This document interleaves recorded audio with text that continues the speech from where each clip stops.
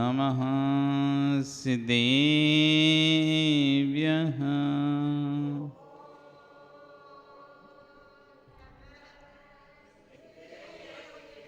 ॐ नमः सिद्धेभ्यः।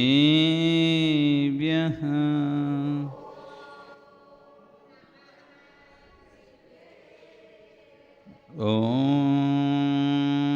नमः सिद्धेभ्यः।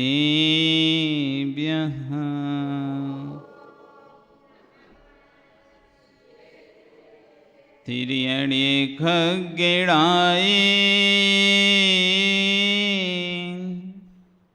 रोतारी मोय सैर सिरेण बिहू आयरी राऊ पसियो परवादिण्यो भव्य झीलोए। नमो अरिहंताणं नमो सिद्धाणं नमो आयरीयाणं नमो अच्छायाणं नमो लोये सव्यसाहुणम्। अनंत अनंत सिद्ध परमेष्ठी भगवान की, आदिर्मा आदिनाथ भगवान की, वर्तमान शासन न्यायिक महावीर भगवान की, आचार्य कुंद कुंदेव स्वामी महाराज की, आचार्य गुरु विश्वसागर जी महाराज की, अहिंसा में विश्व धर्म की।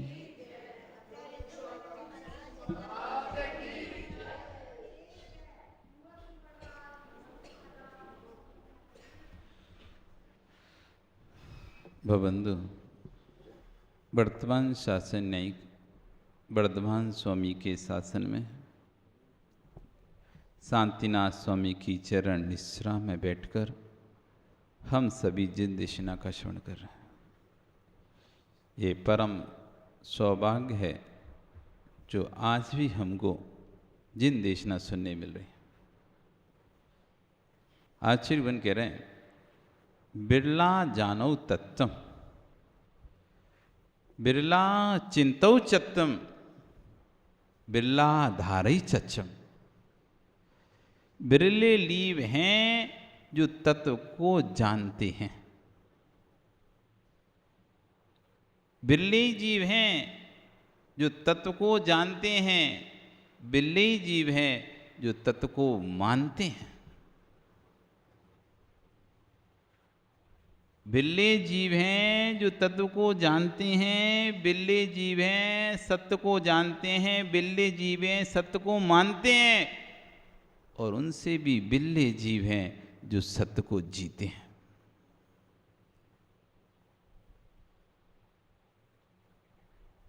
संयम व्रत कल्याण का कारण है, इस बात को मानने वाले बिल्ले जीव हैं। नहीं तो लोग यही कहते हैं क्या होता है उपवास से खास करके, कौन सा तो मोक्ष चले जाओगे, कौन सा कल्याण हो जाएगा, ये सब फालतू, शरीर को सुखाना है। ये सुख छोड़ दिए संसार के तो इधर से भी गए और कुछ मिल नहीं रहा। तो बिल्ले लोग हैं जो ये माने कि त्याग तपस्या से कल्याण होता है। नहीं तो आप आज के बच्चों की बात सुनो, तुमको चुप हो जाना पड़ेगा, उत्तर नहीं दे पाते तुम उनके। ये क्या पूजा पाठ, क्या मंदिर मंदिर, क्या लगा रहे थे, धर्म धर्म धर्म धर्म। बिल्ला माने तत्व, बिल्ले लोग ही तत्व को मान पाते हैं, सत्य को मान पाते हैं। बिल्ला जाने बिल्ला धारे तत्वम, और बिल्ले लोग उस सत्य को स्वीकार करते हैं। हाँ ठीक है, व्रत उपवास संयम से कल्याण होता है। भी बिल्ले हैं और उनमें भी बिरले हैं जो धारम चच्चम, जो तत्व को धारण कर लेते हैं, उस पर चल लेते हैं। क्या आपको नहीं पता कल्याण का कौन सा मार्ग है? क्या नरेंद्र सुरेंद्र ये पता नहीं कल्याण का मार्ग कौन सा है? कल्याण का हर व्यक्ति की भावना रहती है, मैं भी अपना कल्याण करूंगा, और बार बार वो भावना अपनी रखता है, मुझे अपना कल्याण करना है, अपना कल्याण करना, अपना कल्याण करना है, मुझे भी अपना वो कल्याण करना है। लेकिन कल्याण कर पाता है क्या? कल्याण करना है, कल्याण करना है कहते कहते ही चला जाता है, अंत समय निकल जाता है व्यक्ति का, यही सोचते मुझे संयम धारण करना है, मुझे संयम धारण करना है, संयम धारण, ये भावना भाते भाते भाते भाते आखिरी श्वास ले लेता है, लेकिन संयम को धारण नहीं कर पाता। जानते हुए समझते हुए भी उस पर चल नहीं पा रहा। बिरले लोग हैं जो संयम पर चल पाते हैं, संयम के मार्ग पर चल पाते हैं। उस संयम के मार्ग पर चलकर भी संयम में जीवन बिता पाए वे और बिरले जीव हैं। एक तो संयम के भाव होने ही बिरला है, संयम के भाव होने से बिरला है कि संयम धारण कर लेना, और उससे ही बिरला है कि उस मार्ग पर चल पाना। अरे धन संपत्ति तो व्यक्ति कमा लेता है, लेकिन धन संपत्ति का उपयोग करना कैसे ये बिरले लोग जानते हैं। पैसा आना बहुत बड़ी बात नहीं है, संपत्ति का आना बहुत बड़ी बात नहीं है। संपत्ति आ जाती है पुण्य के उदय से, लेकिन उन संपत्ति को संभाल के रख पाना, क्योंकि पुण्य के उदय से जब चीज मिलती है ना, तो उस समय आदमी बावला हो जाता है, बावला। अचानक कोई चीज मिल जाए तो बावला हो जाता है, उसको उपयोग कैसे करें। घर में महावीर अचानक तुम्हारे को 1 करोड़ की लॉटरी खुल जाए तो क्या करोगे तुम? क्या करोगे? एक बार एक व्यक्ति 1-1 रुपए की लॉटरी खरीदता था, तो कभी 10,000, एक बार 10,000 रुपये निकल गए। उसने सोचा कि क्यों ना अपन बड़ी लॉटरी खरीदें।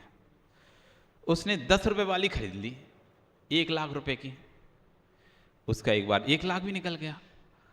अब उसको शांति थी, लेकिन एक बार देखते देखते उसने किया 100 रुपए वाली खरीद ली 1 करोड़ की, और वो 1 करोड़ की लॉटरी खुल गई। 1 करोड़ की लॉटरी खुल गई। अब जो लॉटरी देने वाला था वो देखता है कि इसका घर तो ऐसे ही है, गरीबी बिल्कुल, कहीं इसको पता चलेगा इसकी 1 करोड़ की लॉटरी खुल गई तो कहीं ये मर ना जाए अटैक से, क्योंकि एकदम पैसा आ जाए तो आदमी को ज़्यादा खुशी में अटैक आ जाता है, गम में अटैक आता है तो खुशी में भी अटैक आता है। तो 1 करोड़ की लॉटरी खुल गई तो चलो एक काम करते, इसको धीरे धीरे बताते हैं, देखते हैं इसका रिएक्शन कैसा। जैसा जैसा रिएक्शन होता जाएगा वैसे वैसे से अमाउंट अपन बढ़ाते जाएंगे। बताने वाले के पास भी कुछ पैसा नहीं था, वो भी एजेंट था तो उस पास तो कुछ ज़्यादा था नहीं, बेचता था लॉटरी वो भी 100-100, 200 रुपए की, और जिसकी खुली उसको तो वो तो और ही गरीब था, उसके पास तो और ही कुछ नहीं था। तो गया उसके घर, भाई तुमने लॉटरी खरीदी थी? हाँ खरीदी थी ना। अच्छा ये बताओ, और मान लो तुम्हारी 1 लाख की लॉटरी खुलती तो क्या करते? अरे क्या करते, थोड़ा घर मार सही करा लेते, पूरा देखो खराब हो रहा है, घर बेकार हो रहा है, पहनने कोई भी अच्छे कपड़े वपड़े नहीं है, तो थोड़ा कपड़ा वपड़ा खरीद लेते, घर मर सुधारवा लेते। उसने कहा अच्छा ही बताओ, कहीं मान लो 10 लाख की खुल जाती तो? 10 लाख की खुल जाती तो कोई बात नहीं, एक नया मकान खरीद लेते छोटा सा, कब तक किराए के मकान रहे टूटे फूटे में, सोचे कि अच्छा खरीद लेंगे 10 की। अच्छा 50 की खुल जाती तो? 50 की? उसका एक्शन देख के उसको लगा कि हाँ इसको लगा शौक थोड़ा सा, 50 की, अरे 50 की खुल जाती फिर तो क्या बात थी, फिर तो बड़ी अच्छी दुकान और खोल लेते, मकान भी बना लेते, दुकान वकान खोले, मस्त रहते, गाड़ी वाड़ी खरीद लेते। अच्छा और मान लो 1 करोड़ की खुल जाती तो? अरे काय को अब वो कहता है काय को तो मुझसे सुबह सुबह मजाक करने आए, से और कोई नहीं मिला तो मजाक करने, मुझे जो मेरे पास मजाक करने आए बोले 1 लाख की, 10 लाख की, 50 लाख की, 1 करोड़ पे आ गए। तो बोलो तो क्या करते तुम? अरे कुछ नहीं करते यार, खुल जाती नहीं 1 करोड़ 50 लाख तुझे दे देते और जैसे उसने 50 लाख, सही में तुम दे देते मुझे? हाँ पक्का लिख के ले ले, 50 तुझे दे देता। उसको तो खुशी के मारे उसका 8 फेल हो गया कि 50 मुझे मिल जाए, 50 मुझे मिल जाएंगे, मैं क्या करूंगा 50 फ्री के। तो कभी कभी खुशी में भी हार्ट फेल हो जाता है व्यक्ति का। तो जिसकी खुली थी वो तो नहीं मरा, जो देने गए तब वो मर गया। उसको बोल दिया ना उसने 50 तुझे दे दूंगा, और 1 करोड़ की खुली मान लो तो 50 तुझे दे दूंगा। तो ये कह रहे हैं कि यहां पर खुशी की जब अधिक होती है तब भी अपने व्यक्ति का, बिल्ले जीव हैं जो धन को कमाने के बाद धन का सदुपयोग कर पाए। नहीं तो पैसा आता है ना तो अनाप शनाप जगह खर्चा होना शुरू हो जाता है, होटलों में, क्लबों में, घूमने में, इधर उधर, ये खरीदना है, वो खरीदना है, गाड़ी खरीदना है, अच्छे अच्छे कपड़े, मकान, गहने, मतलब हर वो पैसे को कभी भी उसके भाव नहीं आते कि इतना पैसा आया है तो कुछ इसको धर्म में लगा दूं और कुछ अपने उपयोग में लगा लूं। नहीं, बावला हो जाता है पहली बार मिला है। तो उस धन का उपयोग कर पाना ये भी बिल्ले जीव हैं कि धन मिलने पर, संपत्ति मिलने पर उसका उपयोग कर पाए। नहीं तो आपने देखा है जिनके दादा परदा ने कमा कमा के बिल्डिंग खड़ी कर दी, उनके लड़कों ने सब नष्ट कर दिया। करोड़ों अरबों रुपए की स्टेट खड़ी कर दिए और बेटे निकले ऐसे निकम्मे, सब खाने पीने उड़ाने, दारू सट्टा, इसमें उसमें, सप्त विष्णु में पूरा पैसा धन बर्बाद कर दिया। उस पैसे का उपयोग ही नहीं कर पाए, उस पैसे को बढ़ा नहीं पाए, घटा दिया। कितने लोग देखे होंगे तुमने जिनके लड़के बिगड़ गए? सुनील जी देखे कि नहीं देखे? बाप ने खूब पैसा कमाया, लेकिन जैसे ही बेटे के हाथ में प्रॉपर्टी आई, सब आया, उसने सब बेच बेच के सब नष्ट कर दिया। और एक ऐसा है जिसके पिता ने ज्यादा नहीं कमाया था, थोड़ा ही कमाया था, लेकिन बेटा ऐसा था कि उसने थोड़े से उसका इतना अच्छा उपयोग किया कि पिता से अधिक नाम कमा लिया। तो बिल्ले जीव हैं जो अपने पास आई हुई संपत्ति का सही उपयोग कर पाते हैं, नहीं तो नष्ट कर देते। पिता से मिली संपत्ति भी नष्ट हो जाती है उनके पास, करोड़ों की अरबों की जायदाद भी होने पर भी कंगाल हो जाते हैं वे, साल 2, 5, 10 साल में। तो बिल्ले जीव हैं जो संयम को धारण करने के बाद संयम पर चल पाए, नहीं तो अभिमान आ जाता है, घमंड आ जाता है, मान आ जाता है, अब तो हम मुनि हो गए, अब तुम आरिका हो गए, अब तुम किसी को जो चाहे वो बोल सकते हैं, जो चाहे वो कह सकते हैं। भाषा बिगड़ जाती है। आपसे दूनी दूनी उम्र के लोगों को ऐसे करके बोल देते हैं। किस बात पे? हम मुनि हैं, हम आरिका हैं, हम ब्रह्मचारी, हम कुछ भी बोल सकते हैं। भाषा बिगड़ जाती है। तो संयम लेने के बाद उस संयम के मार्ग को बना के रख पाना ये बहुत कठिन है। नहीं तो सुनील तुमने अनुभव किया होगा, जित उम्र के महाराज माता जी ने उनसे दूनी उम्र के व्यक्ति आते उनके पास दर्शन करने, और जब वो डांटते उनको, चिल्ला देते हैं, तो तुम दूर से खड़े देखो कि यार तुम्हारी बहर के उनके पोते हैं, जिस उम्र के आप होते हैं उनके पोते हैं, वो महाराज डांट रहे हैं। जबकि संयम लेने के बाद तो भाषा पर और संयम आ जाना चाहिए था। एक असंयमी की भाषा और एक संयमी की भाषा में अंतर होना चाहिए कि नहीं होना चाहिए? एक असंयमी की भाषा और एक संयमी की भाषा में अंतर होना चाहिए कि नहीं होना चाहिए? और असंयमी गाली दे, असंयमी यदि चिल्लाए तो समझ में आता है, लेकिन संयम लेने के बाद कोई यदि गाली दे, चिल्लाए, अपशब्द बोले, तो फिर कहेंगे कि भैया तुमने संयम तो ले लिया लेकिन संयम को संभाल नहीं पा रहा है। ऐसी स्थिति हो गई कि पैसा तो आ गया लेकिन पैसे का उपयोग नहीं कर पा रहे। पैसा तो आ गया लेकिन पैसे का उपयोग नहीं कर पा रहे। तो आचार्य कह रहे हैं कि जरा सी भी यदि संयम ग्रहण करने के बाद सब कुछ छोड़ने के बाद भी जरा सी तुम्हारी दृष्टि जा रही है पर। तो कह रहे हैं परमाणु ममाण वामुच्छा देहादिषु जस पुणो व्यजति जदिशो सिद्धिम ना लहेति सब आगम धरोवी। हे तपोधन, परमाणु प्रमाण मा इच्छा, परमाणु मात्र भी यदि तुम्हारी इच्छा है पर की संपत्ति पर की वस्तु पर की चीजों पर, परमाणु कर्ब से भी छोटा होता है परमाणु, इतना छोटा कि इसका दूसरा भाग नहीं हो सकता। सोचो इतनी सी माधवी मूर्छा है तुम्हारी। हे ईश्वर, परमाणु माधवी मूर्छा है किस पर? देहादिषु जस्य पुणो, देह आदि पर, शरीर आदि पर भी। तो कह रहे हैं विज्जति यदि सो सिद्धि लहदी सब आगम धरोबी। तुम चाहे कितना भी आगम को धारण किए हो, कितने भी ज्ञानी रहे हो, विज्जति यदि सो सिद्धि ना, तुम्हारी सिद्धि नहीं हो सकती। हे वीतरागी तपोधन, ये आगम ज्ञान ग्रंथों को कंठ में उतार लेना, द्वादशंग पाठ का अंतर्गुण में कर लेना, ये सिद्धि का साधन नहीं है। इस विश्व में सबसे लघु कोई वस्तु है, उसका नाम है परमाणु। कर्म तो बहुत बड़ा होता है, कारण वे तो सूक्ष्म है, लेकिन परमाणु सूक्ष्म से भी सूक्ष्म है। पुद्गल की सबसे छोटी इकाई है, उसका नाम है परमाणु। योगीश्वर, परमाणु प्रमाण भी इस ध्येय में उपकरण आदि मूर्छा है तो सिद्धि की प्राप्त नहीं कर पाओगे, सारे आगम धारण करने के बाद भी।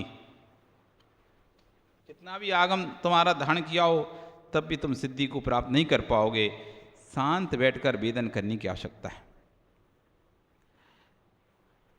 जैसे जैसे आचार्य वन कहते हैं ऊपर बढ़ते जाए, वैसे वैसे बहुत संभल के चलना पड़ता है। सुनील जी, एक ईंट की दीवार है, एक ईंट ऐसे तुमने लगा दी ऐसी, उस पर तुम्हें चलना है, आसानी से चल लो, डर भी नहीं लगेगा। और मान लो पैर इधर और हुआ भी तो 3 इंच ही तो नीचे जाएगा। और वही दीवार हमने 3 फीट उठा दी, अब तुमसे कहना है उस दीवार पे चलना है। क्या जैसे तुम पहले एक ईंट की दीवार थी उस पर चल रहे थे, वैसे अब वो 3 फीट उड़ गई, अभी भी वैसे ही चल रहे हो क्या? कितना संभल के चल रहे हो? फिर भी ठीक है, जमीन पे है तो 3 फीट कोई बात नहीं यार, गिरेगे थोड़े बहुत कुछ नहीं, चोट आएगी। और भाई तीसरी मंजिल पर पहुंचा दिया जाए, 5वीं मंजिल पर पहुंचा दिया जाए और वहां पर कहें कि दीवार पे चलना है तुमको, तो भैया नहीं चल पाएंगे। जैसे जैसे तुम्हें चला भी दिया, मान लो चल भी गए, ओ भाई तुम्हें 50वीं मंजिल की दीवार पर डरा दी जाए, जहां से नीचे देखने में ही चक्कर आ जाता है व्यक्ति को। बहुत से लोग नीचे नहीं देख पाते, ज्यादा लंबी दूरी देख लें तो चक्कर खा गिर जाते। तो ऐसी 50 मंजिल ऊंची बिल्डिंग है मनीष, और वहां पर तुमसे गए इस दीवार पर चारों तरफ जो बाउंड्री बनी है उसकी दीवार पर चलना है तुम्हें, चलोगे? अरे दीवार छोड़ो, तुम कांच का भी तुम बना दो ना प्लेटफॉर्म पूरा। आजकल नए नए वो चल रहे हैं, उसमें बिल्डिंग बन रही है जिसमें कांच का बना देते हैं, नीचे पूरा दिखता है 50 मंजिल, नीचे का पूरा जमीन दिखती है नीचे तो 50 मंजिल तक। उस पे भी आदमी पैर रखता है ना तो डर डर के रखता है कहीं गिर ना जाओ। अरे कांच का है, तुम गिरोगे कैसे? तब भी उसे डर लगता है। और फिर तो और कहा जाए कि पतली सी 3 इंची की दीवार है, इस पे चलना है 50 मंजिल ऊपर, तो रोहित क्या होगा? और मान लो गिर गए तो वहां से क्या होगा? तो जैसे जैसे ऊपर बढ़ते जाते हैं वैसे वैसे संभल के चलना चाहिए, चाहे समाज में हो चाहे घर में हो। घर में भी माँ पहले आप बहू थी उस हिसाब से चलती थी, अब सास बन गई उस हिसाब से चलना पड़ेगा। और फिर जब पर सांस बन जाओगी तो और संभल के चलना पड़ेगा। यही गड़बड़ हो जाती है। हम पद पे तो ऊपर आ जाते हैं, भव से सांस तो बन जाते हैं, लेकिन ये नहीं समझ पाते कि सांस को चलना कैसे पड़ेगा। सांस को चलना कैसे पड़ेगा। अभी स्वयं की जिम्मेदारी मात्र थी, बहुत थी। अब स्वयं की तो है ही, साथ में और जो छोटा है उसकी भी जैसा तुम करोगे अब वैसा वो सामने वाला करेगा। अभी तक तो तुम करते थे, तुम्हारे नीचे कोई था ही नहीं, तो वो तुमको फॉलो नहीं करता था। लेकिन अब तुम ऊंचे पद पर पहुंच गए, सास बन गए, तो तुम जैसा करोगे वैसा सामने वाला देख के तुमको फॉलो करेगा। अब तुम्हें संभल कर रहना है। तुम यदि मंदिर में बैठकर बुराई करोगे तो वो भी तुम्हारी बहू भी देखेगी मंदिर में बुराई करना पड़ता है। तुम मंदिर बैठकर भक्ति करोगे तो वो भी आके सोचेगी नहीं, मंदिर बैठकर भक्ति करना पड़ता है। फॉलो जैसा ऊपर वाला व्यक्ति करता है वैसे नीचे वाले उसका अनुसरण करते हैं। तो जैसे जैसे ऊपर बढ़ते जाते हैं वैसे वैसे संभल के रहना चाहिए। अब तुम मनमानी नहीं कर सकते। सुनील जी, जो निर्णय तुम पहले ले लेते थे, अब जैसे पद पर आए हो निर्णय और बोलने की भाषा बदल गई कि नहीं बदल गई। पहले तो हम नहीं मतलब नहीं, अब भैया नहीं कहने के बाद भी फिर से विचार करना पड़ता है, नहीं करना पड़ता, पुनर्विचार करना पड़ता है, नहीं करना पड़ता। हाँ भरने के बाद या ना भरने के बाद भी पुनः विचार करना पड़ता, क्योंकि अब तुम ऊपर हो गए हो तो अब तुमको संभल के चलना पड़ता है। भैया नहीं, सबको लेके चलना है, सबको लेके चलना पड़ता है। तो जैसे जैसे ऊपर बढ़ते जाते हैं वैसे वैसे संभल के चलना पड़ता है। तो जैसे जैसे संयम बढ़ता जा रहा है तो अब समझना पड़ेगा, व्रत उपवास यदि आपके बढ़ते जा रहे हैं और आप मोक्ष मार्ग पर आगे बढ़ते जा रहे हो तो राग कितना घट रहा है, राग कितना घट रहा है। इधर तो कह रहे हैं हमको मोक्ष मार्ग में बढ़ना है, इधर मोक्ष मार्ग बढ़ना है, और उधर कोई कहते तुम्हारी 4 साड़ी हम बाई को दे रहे। काय को दे रहे हमारी 4 साड़ी बाई को? अरे तुम तो बोले मोक्ष मार्ग पे आगे बढ़ना है, सब छोड़ना है, और अब कोई 4 साड़ी तुम्हारी उठा के बाई को दे रहा है, तुम लड़ने हो गए इससे। राग घट रहा है कि बढ़ रहा है? कोई ने कहा माँ अब तुम एक काम करो, अपनी चैन अंगूठी हमें दे दो। अब तुम तो काय को दे दो चैन अंगूठी तुमको, हम ऐसे कैसे दे दो? इधर कह रहे हमको सब छोड़ना है, हमको सब छोड़ना है, और इधर कोई जैसी मांगने की करता है क्यों दे दें? तो समझना पड़ेगा राग घट रहा है कि बढ़ रहा है। अब कोई कहे हाँ महाराज आजकल हम घर के सामान नहीं खरीद, ठीक है तुम घर का सामान नहीं खरीदते पर मंदिर में आ रहे, कोई भी धार्मिक स्थान पर जा रहे हो तो ये पुस्तक वो पुस्तक सारी पुस्तक सारी जी वो सब फ्री मिल रहा है, वहां पर सब ढो ढो के लेके आ गए। अरे छोड़ने गए थे कि लेने गए थे? राग बदल गया। पहले संपत्ति इकट्ठी करते थे, अब किताबें इकट्ठी कर रहे हैं। सामान इकट्ठा, बैग मिला सो रख लिया, कोई डिब्बी मिली सो रख ली, जो भी मिला सो रख लिया। तो राग बढ़ रहा है या राग घट रहा है, ये देखना पड़ेगा। कुछ भी कहो ये देखना पड़ेगा प्रभावना बढ़ रही है, प्रभावना घट रही है आपकी।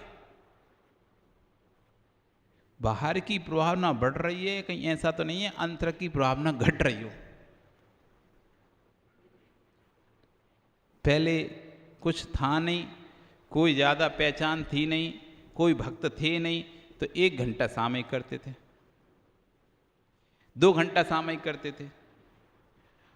प्रभावना बढ़ गई, लोग पूछने लगे, भीड़ आने लगी तो सामयिक 2 की जगह 1 घंटा रह गई। तो अब ये बाहर की प्रभावना तो बढ़ गई, लेकिन अंदर की प्रभावना बढ़ी है कि घटी है? बाहर की प्रभावना बढ़ गई, लेकिन वास्तव में देखा जाए तो प्रभावना घट गई। पहले जितना समय स्वयं के लिए देते थे, अब उससे ज़्यादा समय पर के लिए देना शुरू कर दिया। अब बैठना पड़ेगा, मिलना पड़ेगा, चर्चा करनी पड़ेगी, बड़े बड़े कार्यक्रम बनाने पड़ेंगे, लिस्ट बनानी पड़ेगी, चौराहे पर भी कार्यक्रम करने पड़ेंगे, सब जगह। तो प्रभावना बढ़ी कि घटी? बाहर की प्रभावना भले बढ़ गई हो, लेकिन अंदर की प्रभावना घट चुकी है। तो वही कह रहे हैं, जब मुनि बने तो मुनि की रक्षा करना आपका धर्म है, बाहर के ढोल धमाके की रक्षा करना आपका धर्म नहीं है। भय तो हो जाए तो श्रावक की द्रव्य प्रभावना है। आत्मा प्रभावी हो रत्नत्रय तेज सा, आत्मा की प्रभावना रत्नत्रय के तेज से करना, इसी का नाम प्रभावना है। और रत्नत्रय को छोड़कर कोई और भी कार्य किया है, फिर लोक के कल्याण के लिए कर रहे हो, परंतु लोक का कल्याण होता नहीं है। आप सोचो कि हम जगत का कल्याण करेंगे, लोक को कल्याण करेंगे, सबको सुधार देंगे, सबको जैन बना देंगे, या सबको गदरी अहिंसा के मार्ग पर चला देंगे, तुम नहीं चला पाओगे सबको। सत्य को जीव सोच नहीं रहा, समझ नहीं रहा, लोक कल्याण की निकल पड़े। लोक का कल्याण तुम्हारे हाथ में है कि लोगों के स्वयं के उपादान में है? आपका लोक का कल्याण आप हमारे हाथ में है या स्वयं के उपादान में उनके?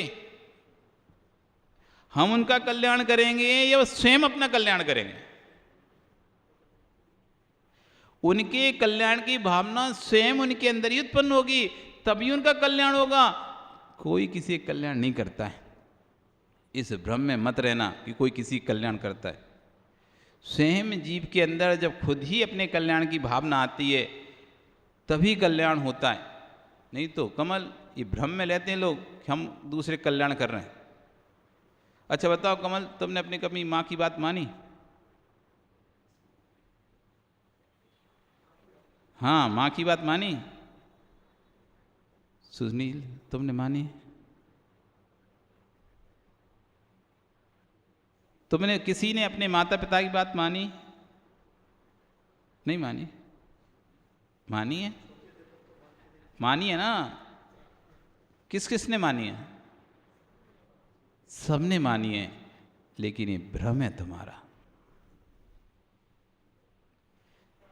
कोई आज तक तुमने किसी की भी बात नहीं मानी। मानी किसी की बात?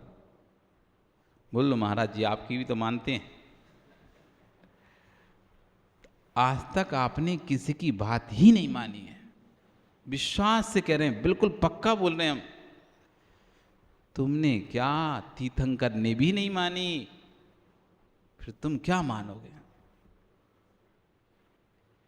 जगत में कोई भी जीव, चाहे हम हों, चाहे हमारे गुरुजी हों, चाहे उनके गुरुजी हों, चाहे कोई हो, आज तक कोई ने किसी की बात नहीं मानी। ज़्यादा कन्फ्यूजन तो नहीं हो रहा? तो बोल रहे महाराज जी, आप तो बोलते हम तो गुरुजी की बात मानते हैं, फिर आप तो ऐसा बोल रहे कि बात नहीं। बिल्कुल, हम भी गुरुजी की बात नहीं मानते, गुरुजी भी अपने गुरुजी की बात नहीं मानते, उनके गुरुजी भी अपने गुरुजी की नहीं मानते थे। फिर महाराज ये संसार चल कैसे रहा है? जब कोई किसी की मान ही नहीं रहा, तो फिर लोक में तो देखा जाता है, गुरु शिष्य गुरु की बात मानता है, पुत्र पिता की बात मानता है, पति पत्नी की बात मानते हैं, भाई भाई की बात मानते हैं। देखते नहीं देखते महावीर? तुम भाभी की बात मानते नहीं मानते? मानते हो ना? तो सब एक दूसरे की बात मानते हुए देखे जा रहे हैं, लेकिन आप कह रहे हो कि कोई किसी की बात नहीं मानता। बिल्कुल सही कह रहे हैं हम, मानता है ना? ये भी भ्रम है तुम्हें, ये भी भ्रम है, नहीं है बिल्कुल सही। यही तो भ्रम में जी रहे हो। बस यही जिस दिन तुम्हारे भ्रम टूट जाएगा ना, किसी को भ्रम है वो अपनी पत्नी की बात मान रहा है, किसी को भ्रम है वो अपने माँ की बात मान रहा है, किसी को भ्रम है वो अपने पिता की बात मान रहा है, किसी को भ्रम है अपने गुरु की बात मान रहा है, किसी को भ्रम है वो अपने भाई की बात मान रहा है, और किसी को भ्रम है वो समाज की बात मान रहा है। लेकिन इस भ्रम को छोड़ दो, आज तक कोई ने किसी की बात नहीं माने। रोहित, आज तक कोई ने किसी की बात नहीं मानी। ये भ्रम का जीवन है। मैं पर की बात मानता हूं, वास्तव में आपने अपने मन की ही बात मानी। जब भी सुरेंद्र, वास्तव में तुमने आज तक अपने मन की ही बात मानी है। तुम्हारा मन कहता है सुनील जी, बेटे की मां की बात माननी है, उस दिन तुम बेटे की मां की बात मान लेते हो। जिस दिन तुम्हारा मन कहता है आज इसकी बात नहीं माननी, तो सिर 100 सिर का भी आ जाए कोई व्यक्ति तो तुम्हें मनवा नहीं सकता। हमने देख लिया, जिस दिन तुम्हारे मन में आ गई कि महाराज की बात माननी, तुम बिल्कुल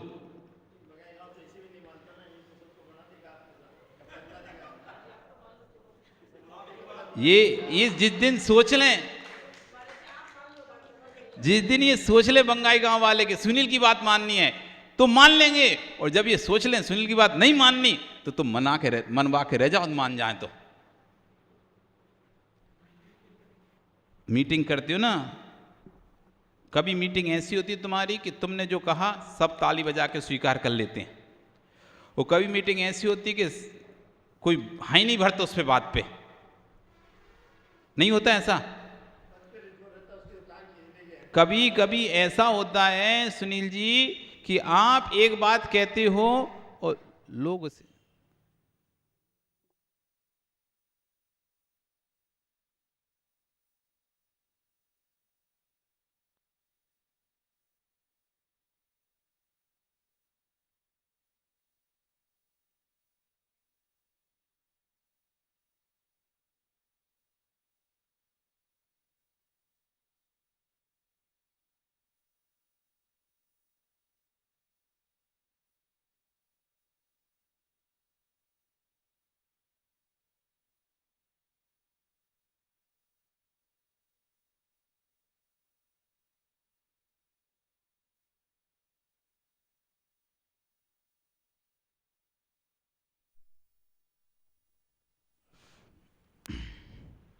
हो,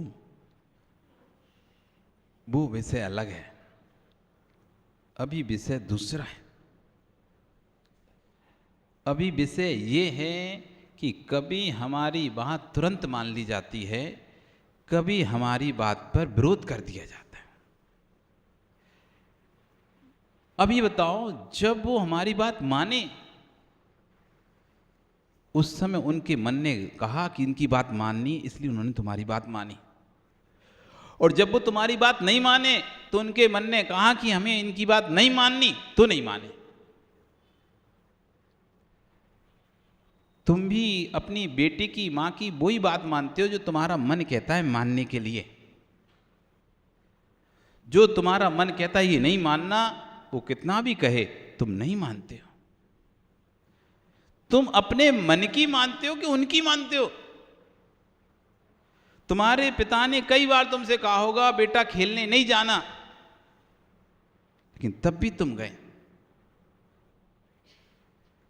बेटा पढ़ाई करो, खेलना नहीं है, तब भी तुम खेले, पढ़ाई नहीं की तुमने। तुम्हारा मन कह रहा था नहीं 1 घंटा तो मिला है, खेल ले रहे, पढ़ाई तो दिन भर करते ही रहते हैं, तो तुम नहीं की पढ़ाई। तुमने मानी किसकी?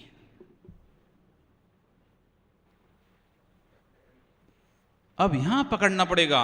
कहने को हमें लग रहा है कि हमने अपने पिता की बात मानी, मां की बात मानी, भाई की बात मानी, पत्नी की बात मानी। यदि हम उनकी बात मानते तो कोई भी बात कहते हो ना मना नहीं करते।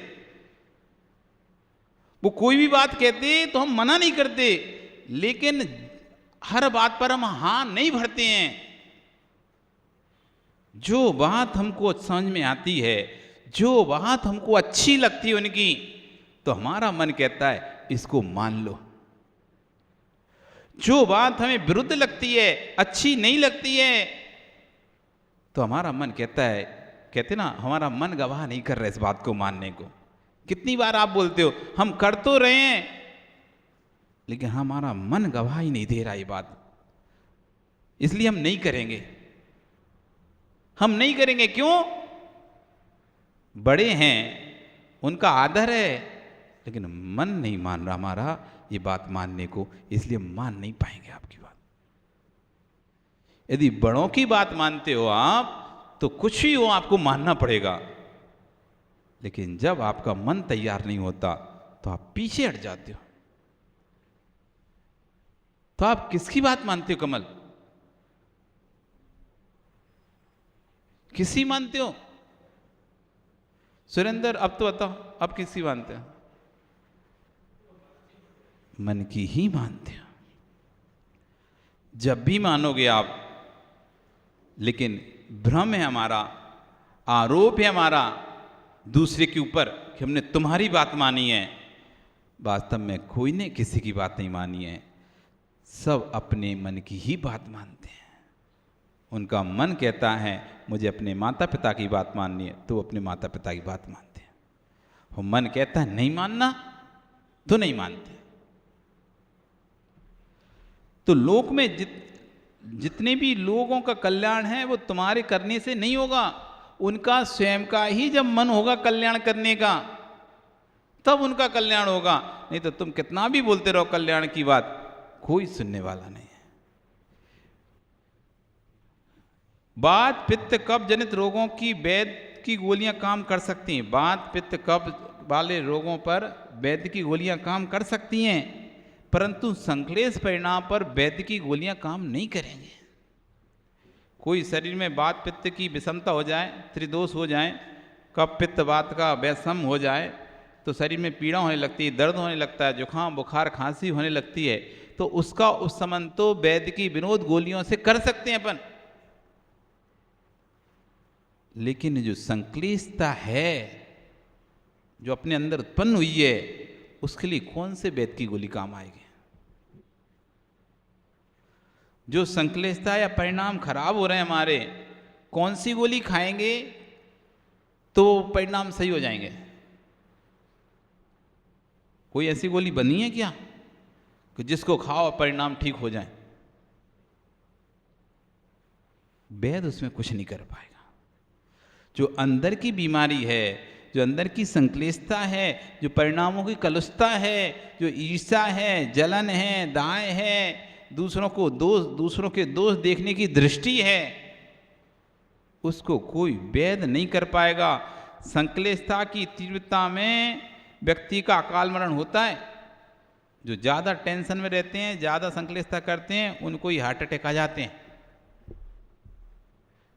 जो अधिक तनाव, अधिक टेंशन में जीते हैं, वे ध्यान से सुने, इसमें किसी वैद्य की गोलियां काम नहीं आएंगी। तनाव टेंशन की लोग को खाते हैं गोलियां, उससे टेंशन कम नहीं होता, वो सिर्फ नींद को सुलाने के लिए गोलियां रहती हैं। डिप्रेशन की गोलियां खाते हैं ना डिप्रेशन की लोग, डिप्रेशन में की दवाई चल रही थी डिप्रेशन की, उसकी डिप्रेशन की दवाई से कभी डिप्रेशन खत्म नहीं होगा। कोई भी दवाई ने आज तक कोई भी ऐसी दवाई नहीं बनी जो टेंशन को खत्म करे। बस वो डिप्रेशन दवाई क्या करती है, उसको सुलाती रहती है। सोता रहेगा तो ज़्यादा सोचेगा नहीं, तो ठीक ठंडा बना रहेगा दिमाग। ठंडा बने रहेगा दिमाग तो गर्मी नहीं चढ़ेगी, गर्मी नहीं चढ़ेगी तो पागलपंती जैसे काम नहीं करेगा। बाकी कोई भी दवाई उसके तनाव को ख़त्म नहीं कर पाएगी। तनाव को उसको स्वयं ही ख़त्म करना पड़ेगा। टेंशन को ख़त्म करने की कोई भी दवाई नहीं है डॉक्टरों के पास। हो तो बताओ तुम रोहित, तुमने सुना हो तो, किसको खाएंगे और टेंशन खत्म हो जाएगी। और ऐसा होता तो किसी के पास आज टेंशन ही नहीं होती, सब दवाई खा खा के चल रहे होते। वैद्य की गोलियां काम नहीं करेंगी उसमें। संक्लेश परिणामों से आयु का क्षय होता है। जो जितना ज़्यादा संक्लेशित रहता है ना, दुखी रहता है, वो उतनी अपनी आयु को घटाता रहता है। इसलिए ज़्यादा दुखी नहीं होना चाहिए किसी को देखकर, किसी की बातें सुनकर ज़्यादा दुखी नहीं होना चाहिए। कोई भी कष्ट आ जाए, संकट आ जाए तो ज़्यादा दुखी नहीं होना चाहिए। एक तो दुख आया है, ऊपर से तुम अपनी आयु का भी क्षय कर रहे हो। जो जितना ज़्यादा दुखी रहता है उसकी आयु क्षय होती है, नष्ट हो जाती शीघ्रता से। आयु क्षय करने में, उदय में, उदीरना में कारण है ये टेंशन। तो संक्लेश परिणाम से आयु को क्षय होता है। क्या कारण है? योगी पुरुष अपनी आयु को पूरा भोग लेते हैं क्योंकि साम्य भाव से जीते हैं। वे लोग जल्दी बूढ़े हो जाते हैं जो तीव्र क्रोध में लिप्त होते हैं। जो जीव संयमित जीवन जीते हैं वे शरीर से वृद्ध होने पर भी उत्साह शक्ति उनकी बूढ़ी नहीं होने देते।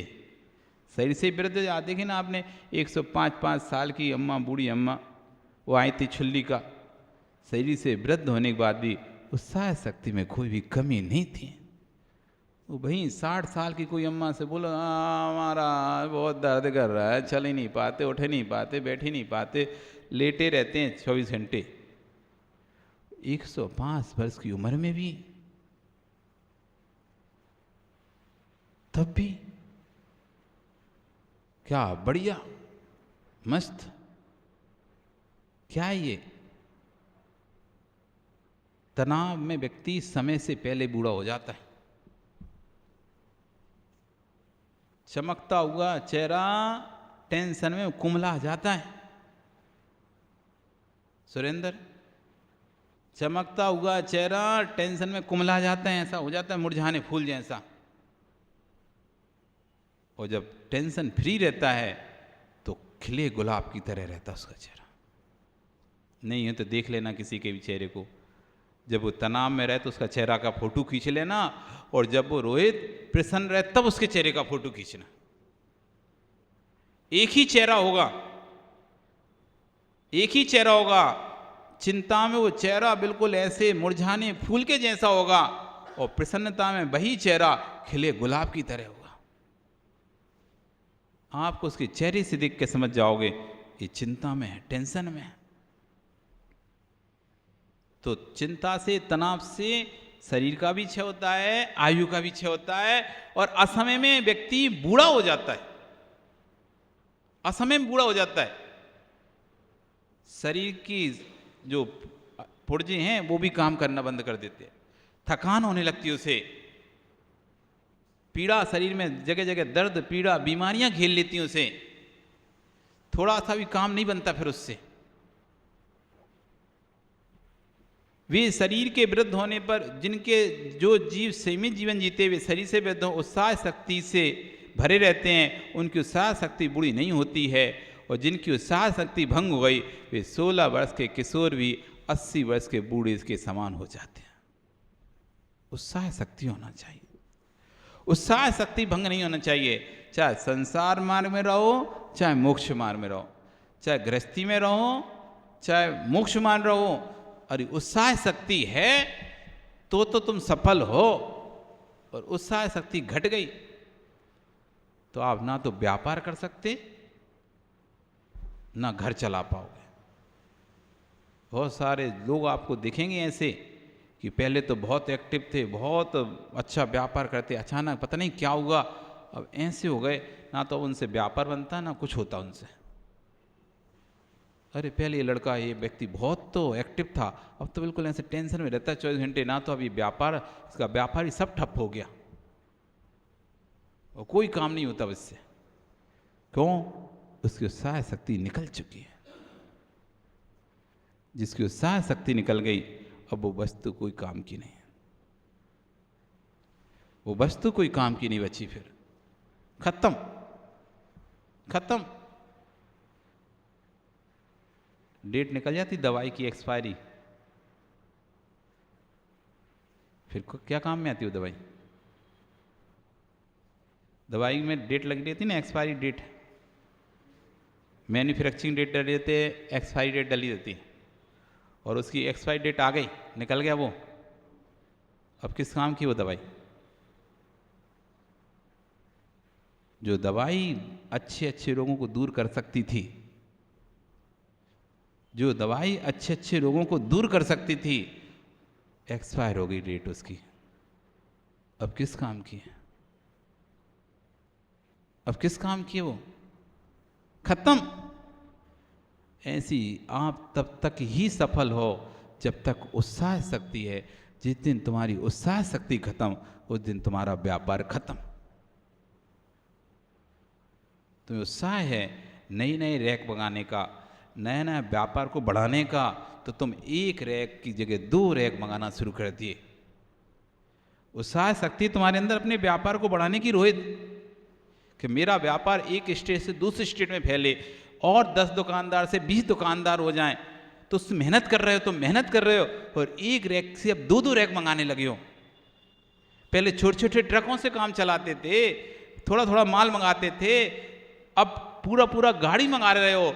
एक से काम नहीं चला, अब 2-2 मंगा रहे हो, क्योंकि तुम्हारे अंदर उत्साह शक्ति है व्यापार करने की। जिस दिन तुम्हारे अंदर व्यापार करने की उत्साह शक्ति खत्म हो जाएगी, तुम एक ट्रक माल भी नहीं निकाल पाओगे अपनी तरफ से, नहीं निकाल पाओगे। कौन जाए, इतनी धूप पड़ रही है, कौन जाए उठा, कौन जाए, तो लेने भी नहीं जाना, देने भी नहीं जाना, तो जो ले गया सो वो वापस दे नहीं रहा पैसा, और जो नहीं लेगा वो लेने नहीं आ रहा, क्योंकि दूसरा व्यक्ति जाकर उसकी दुकान पर बेचे आता है, ऑर्डर ले आता है। तुम्हारे घर में कौन आया?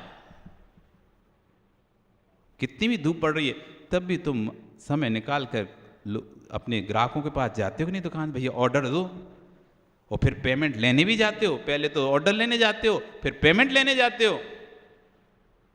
और तुम यदि धूप देखने लगो, गर्मी देखने लगो, तो हो गया व्यापार तुम्हारा। दिन दिन रात रात भर तुम खड़े होकर भोजन पानी को छोड़कर अपने ट्रकों को भरवाते हो। तो ये कब है, कब तक है ये? जब तक उत्साह शक्ति है व्यापार करने की, और जिन दिन व्यापार करने की उत्साह शक्ति खत्म हुई, उस दिन तुम्हारा व्यापार खत्म। ऐसी संसार में आप लोग भी जब तक नहीं थकती, जब तक उत्साह शक्ति होती है। जैसे उत्साह शक्ति खत्म हो जाए तो इतना काम करने के बाद भी आप इतना स्वस्थ रहती हो, हंसते रहती हो, मुस्कुराते रहनी, तो इतना कोई काम कोई करे तो हाथ पैर फैलाने लगे उसके। सुबह से लेकर शाम तक आप घर में इतना काम करते हो, आप खुद सोचोगे तो आप नहीं सोच पाओगे हम कितना काम करते हैं। झाड़ू पोंछा, साफ सफाई, बर्तन, चूल्हा चौकी, सब कपड़े मपड़े अब तो नहीं करते, लेकिन पहले तो माँ तुमने सब किया है ना। खुद ही झाड़ू लगाना है, खुद ही पोंछा लगाना है, खुद ही कपड़े धोना है, खुद ही गेहूँ सुखाना है, खुद ही गेहूँ हाथ से पीसना है, पूरे घर का 25-25 लोगों को खाना बना के खिलाना है, सबके बर्तन भी मांजना है। पहले घरों में बर्तन मांजने वाली भी नहीं रहती थी, खुद ही पूरे घर के बर्तन मांजना है, फिर साफ सफाई करना है, फिर घर के बिस्तर लगाना है, उठाना है, रखना है, झाड़ू पोंछा भी करना है। कितना काम करते थे, तब भी थकते नहीं थे। थक जाते थे क्या? नहीं थकते थे। हंस हंस के माँ हंसते हंसते पूरा काम करते थे। क्यों? उत्साह शक्ति रहती थी। मेरा घर है, मेरा परिवार है। क्या उत्साह शक्ति थी? मेरा घर है, मेरा परिवार है, तो 50-50 लोगों के बीच में रहकर भी पूरा काम करते करते हंसते रहते थे। और आज तो 2 लोगों की फैमिली है, उसमें भी कहते हैं अरे थक, 2-2 4-4 नौकर लगे हैं, तब भी कहते हैं थक गए, आज तो बहुत काम कर लिया, आज हमने घर में रोटी बनाई, बहुत काम कर लिया। 2 लोगों की रोटी बनाने में आदमी थक जाता है। हंसी आती कभी कभी हमको। क्या काम किया? झाड़ू वाली लगी थी, पोंछा वाली लगी थी, बर्तन वाली लगी है, कपड़े धोने वाली लगी है, तो तुमने क्या किया? आज हमने खाना बनाया। कितने लोगों को बनाया? 2 लोगों को बनाया, लेकिन 2 लोगों के खाने में थक गए, पूरा दिन निकल गया खाना बनाने। अब 2 का नहीं कर पा रहा व्यक्ति, तो क्या संयुक्त परिवार का कर पाएगा व्यक्ति? नहीं कर सकता, क्योंकि अब उसके अंदर उत्साह शक्ति नहीं है। मेरा परिवार का तो भाव ही नहीं है। अब बस वो अपने को और अपने पति को और अपने बच्चे को, बस इसको अपना परिवार मानता है। ना तो माता पिता को अपने परिवार में गिनता, ना चाचा चाची गिनता, ना तो पहले परिवार में कौन रहता? चाचा चाची, भाई, 4 भाई रहे तो चाचा चाची ये हो गए, माता पिता, तब उसको कहते थे मेरा परिवार। और आज की मेरी परिवार की परिभाषा क्या है? हम 2 और हमारा बच्चा 1। हाँ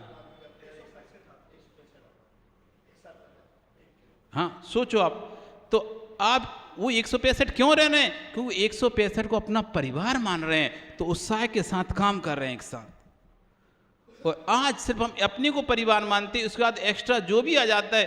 आज जितने भी बच्चे बाहर पढ़ाई करने जा रहे हैं वो अपने माता पिता को नहीं रख पाते। वे माता पिता आज भी गांव में रह रहे हैं, बच्चे भले इंजीनियर बन रहे हैं, डॉक्टर बन गए हैं, कोई बेंगलोर में, कोई पुणे में, कोई कहीं भी है, कोई विदेश में कहीं भी है, लेकिन वो माता पिता को नहीं रख पा रहा है। माता पिता को अभी भी गांव में रह रहे हैं, पैसा भेजता रहेगा, पैसा भेजता रहेगा, लेकिन उनको अपने पास नहीं रख पाएगा। अरे हमारे घर में जगह नहीं है, हमारे घर में इतनी जगह नहीं है हम माता पिता को रख पाए। छोटा सा कमरा है, एक कमरे में देख 1 BHK 2 BHK भी होगा तब भी वो कहेगा जगह नहीं है। एक में हम रहते हैं, एक में हमारा बेटा रहता है, 2 ही तो कमरे। 2 BHK है ना, 2 बेड, तो एक में बच्चा भी आजकल माता पिता के साथ नहीं रहना चाहता, उसको भी अलग कमरा चाहिए। बच्चा जैसे ही थोड़ा सा बड़ा होता है, पहली बात तो माता पिता ही अलग सुलाते हैं उसे, और फिर वो बड़ा हो जाता है तो वो अलग कमरे में सोता है। क्यों? उसे दिन भर मोबाइल चलाना है, रात में बातें करनी है, रात में मोबाइल में तुम्हारे साथ सोएगा तो कैसे चला पाएगा? तो पढ़ाई के नाम पर कि पढ़ाई करनी हुए है, हमें पढ़ाई करनी है, ऐसे बहाने मारकर एक अलग से कमरा चाहिए। अब 2 BHK भी है तो भी कह रहे हैं हाँ, अब एक में बच्चा रुकता है, स्टडी करता है, उसको डिस्टर्ब नहीं करना, और एक में हम रहते हैं। अब मम्मी पापा को रखें कहाँ? हॉल में तो गेस्ट आते हैं, तो हॉल में सुला नहीं सकते, कहाँ रखें? इसलिए आप गांव में ही रहो, हम यहां से पैसा भेजते रहेंगे, क्योंकि हमारे परिवार में एडजस्ट नहीं हो पाओगे आप। भाषा सुनो, हमारे परिवार में एडजस्ट नहीं हो पाओगे आप। अब तो उधर गांव में छोड़े रहता है, पैसे भेज दिया, अपना समझ लेता है मेरा कर्तव्य चल रहा है, क्योंकि उसको परिवार नहीं लग रहा। वो अपना मित्रों को 4-4 दिन रुका लेगा अपने घर में, दोस्तों को 4-4 दिन रुका लेगा घर में, खुद बाहर सो के नहीं और दोस्तों को अपने बेडरूम में सुलाएगा। गेस्ट आ जाएंगे ना उसके खुद के, सोसाइटी के मित्र वगैरह, सब 4-4 दिन घर में रह लेंगे, उनके लिए रहने जगह है, लेकिन 4 दिन माता पिता आ जाएंगे तो बड़े मुश्किल से निकलेंगे। स्थिति क्यों बन रही है? क्योंकि उनके अंदर अब भाव ही नहीं रहा ये मेरा परिवार है, भंग हो गया भाव, उत्साह शक्ति भंग हो गई कि मैं अपने माता पिता के साथ रहूं, ये उत्साह शक्ति भंग हो चुकी है, मैं अलग रहूं, मैं अलग रहूं, ये भाव आ गया है। इसलिए अब वो परिवार का प्यार भी खत्म हो गया, खत्म हो गया प्यार, ऐसे ही खत्म होता चला जा रहा है। अलग अलग होते जा रहे, स्वतंत्र होते चले जा रहे। और फिर अब जब माँ बाप को अपना नहीं मान रहा व्यक्ति, तो भाइयों को और उनके बच्चों को क्या अपना मानेगा? फिर तो बहुत दूर की बात है। जिसने जन्म दिया है उसको ही नहीं रख पाता, तो भाइयों को क्या रखेगा? वो क्या साथ में रह पाए? वो ही साथ में रह पाएगा जिसके अंदर भाव है कि नहीं मेरा परिवार है, मेरा परिवार, वो अपने भाइयों के साथ रह पाएगा। नहीं तो धीरे धीरे न्यारे हो जाए। तो उत्साह शक्ति भंग नहीं होना चाहिए, चाहे संसार मार्ग में रहो चाहे मोक्ष मार्ग में रहो। आपका समय कल फिर आओगे तो कल फिर आओ तो फिर अपन फिर करेंगे। और आचार्य भगवान इसमें एक अच्छी बात कही कल कि बड़े सुख के लिए छोटा सुख छोड़ना पड़ता है। बड़े सुख के लिए कुछ बड़ा पाने के लिए कुछ छोटा छोड़ना पड़ता है। यदि छोटा ना छोड़े तो बड़ा ना मिले। समझ रहे हो सुनील जी? कुछ बड़ा पाने के लिए छोटा छोड़ना पड़ता है। नई भी इच्छा है तब भी छोड़ना पड़ता है। व्यापार करते हो तुम 50 लाख रुपए तभी लगाते हो जब 2 करोड़ रुपए मिलने की इच्छा होती है। 50 लाख रुपए तुम्हें लग रहा है कि हम जा रहा है, दुख तो होता है, लेकिन बाद में बड़े मिलने की खुशी भी होती है। पहले दुख भी होता है कि घर का लग रहा है पैसा, घर का पैसा लग रहा है, लेकिन बाद में जब आता है तो खुशी भी होती है। तो आचार्य इसमें कहेंगे कल कि कुछ बड़ा पाने के लिए कुछ छोटा छोड़ना पड़ता है। इसलिए चिंता नहीं करो, हम कहीं नहीं जा रहे, हम इसी आसाम में रहेंगे, इसी आसाम में रहे, कहीं नहीं जाएंगे। स्थान परिवर्तन हो सकता है पर हम जा कहीं नहीं सकते। हम जाएंगे, हम तुमको बता रहे आज तक हम कहीं गए ही नहीं हैं। हम जब से हैं तब से इसी 3 लोक में ही हैं, कहीं नहीं गए। मां अनादिकाल से हम कहीं गए ही नहीं हैं, इसी लोक के बाहर कभी आज तक गए ही नहीं, हम यहीं हैं, अभी भी कहीं नहीं जाएंगे, इसी लोक में ही रहेंगे। जहां रहेंगे वहां आ जाना।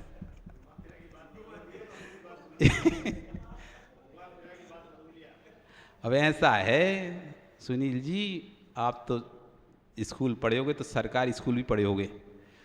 तो सरकारी स्कूल में क्या होता था, है ना, उसमें क्या होता है, गोलियां खिलाते थे, गोलियां, कड़वी गोलियां, लेकिन ऊपर शक्कर लगा देते थे। कहीं चेचस की, कहीं टेटनेस की, मतलब बहुत सारी बीमारियों की गोलियां खिला देते, इंजेक्शन लगा देते थे, पकड़ पकड़ के खिलाते थे। नहीं भी खाना चाहता तो पर वो कड़वी गोलियां थी तो क्या करते थे, उस पर शक्कर का कोट चढ़ा देते थे, जैसे कड़वी ना लगे, कड़वी ना लगे पर असर करे। तो घुमाना नहीं है, वो तो शक्कर का कोट चढ़ा रहे हैं, जैसे कड़वी ना लगे। दवाई कड़वी ना लगे, लेकिन सत्य तो है, सबको जाना है, आपको भी जाना है, हमको भी जाना है। कोई कल जाएगा तो कोई परसों जाएगा, सत्य यह है 7 दिन के अंदर सब चले जाएंगे। दिलीप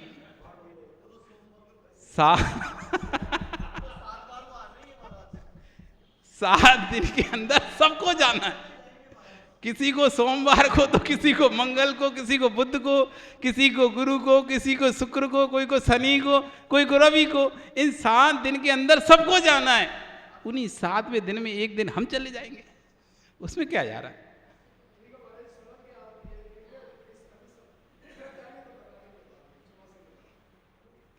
समय आ गया है अब तो जाने का, अब समय आ गया है जाने का, जाना पड़ेगा। लेकिन जहां भी जाएंगे बंगाई गांव को याद रखेंगे।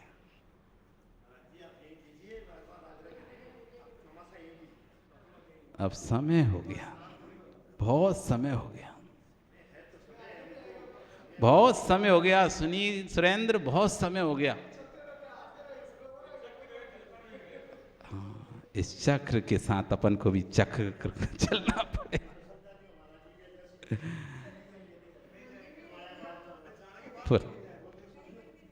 पुनः कल फिर हम यहाँ पर चर्चा करेंगे। बोली भगवान महावीर स्वामी की जय। चलो जिरवाणी स्थिति के लिए